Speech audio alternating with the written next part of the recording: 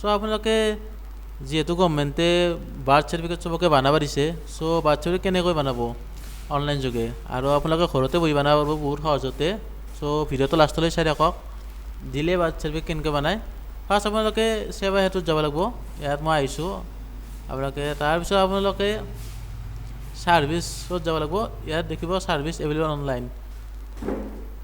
তাৰপিছত ইয়াত ক্লিক কৰাৰ লগে লগে আপোনালোকে অলপ লোডিং হৈ আছে নেটটো স্লো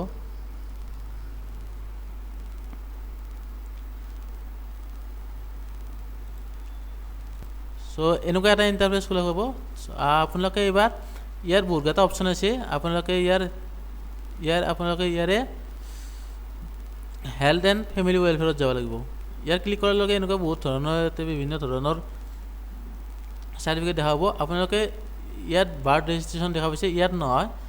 ইয়াৰে তলত এখন আছে permission of delayed birth registration ইয়াত আপোনালোকে ক্লিক কৰিব লাগিব এপ্লাই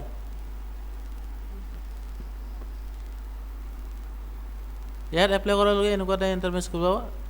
তাৰপিছত আপোনালোকে এপ্লাইত ক্লিক কৰি দিব লাগিব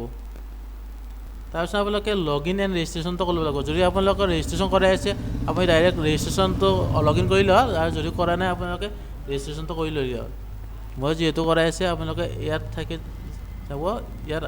মোৰ কৰাই আছে কাৰণে মই সাইন ইন কৰিছোঁ তাৰপিছত আপোনালোকে এনেকুৱা এটা ইন্টাৰফেস খোলা হ'ব ইয়াত স্কিপ কৰি দিব কৰাৰ পিছত আপোনালোকে এনেকুৱা এখন ফৰ্ম আহি যাব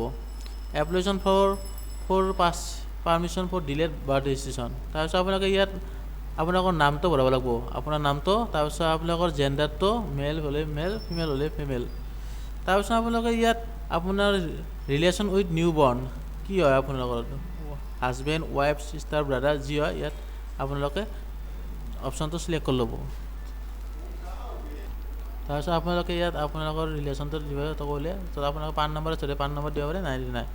তাৰপিছত আপোনাৰ নেম অফ নিউ বৰ্ণ এতিয়া নামটো আপোনালোকে দিব লাগিব তাৰপিছত যোনটো নাম আপোনাৰ তাৰপিছত ডেট অফ বাৰ্থটো ইয়াত লিখি দিলে হ'ল তাৰপিছত নিউ বৰ্ণ জেন্ডাৰ কি জেন্ডাৰ ইয়াত লিখি দিব লাগিব ফাদাৰ্ছ নেম লিখি দিব লাগিব মাদাৰ্ছ নেম লিখি দিব লাগিব তাৰপিছত প্লেচ অফ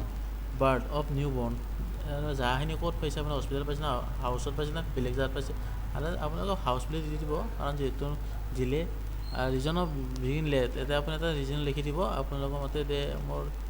এটা আপোনাৰ ৰিজন লিখি দিব দে বাৰ্থ চাৰ্টিফিকেট কিয় কাৰণে বনাব পৰা নাছিলোঁ তাৰপিছত আপোনালোকে ষ্টেটখন এনেকৈ থাকি যাব তাৰপিছত ডিষ্ট্ৰিক্টখন চিলেক্ট কৰি ল'ব আপোনালোকে যি ডিষ্ট্ৰিক্ট কৰে চাব ডিভিজনটো আপোনালোকে ইয়াত শ্ব' কৰি দিব অট'মেটিকলি মই ধৰি লওঁ এটা কামৰূপ ডিষ্ট্ৰিক্টখন চিলেক্ট কৰি ল'লোঁ অট'মেটিকলি ইয়াতে দেখি দিব কামৰূপ সদৰ বুলি তাৰপিছত চাৰ্কল অফিচ আপোনালোকে যি কৰে সেইটো আপোনালোকে চিলেক্ট কৰিলে হ'ল তাৰপিছত ভিলেজখন আপুনি লিখি দিলে হ'ল পিনক'ডটো আপুনি লিখি দিলে হ'ল তো তাৰপিছত আপুনি 7 নেক্সট মাৰি দিব তাৰপিছত আপোনালোকে ইয়াত আপোনালোকৰ যোনখন এই হস্পিটেল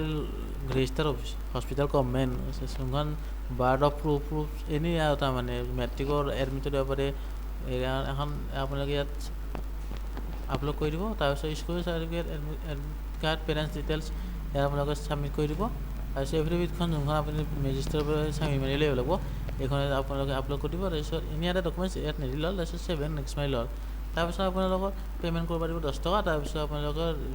ছাবমিট হৈ যাব তাৰপিছত আপোনাৰ একনলেজমেণ্ট ৰাখি থৈ দিব তাৰপিছত আপোনালোকৰ দিলে বাৰ্থ চাৰ্টিফিকেটখন আপোনালোকৰ ইয়াৰ পৰা ডাউনলোড কৰি ল'ব পাৰিব আৰু যেতিয়া আহে মই ইয়াত নতুনকৈ এটা ভিডিঅ' বনাম চ' আপোনালোকে চেনেলটো ছাবস্ক্ৰাইব কৰি থ'ব চ' ধন্যবাদ চাবৰ কাৰণে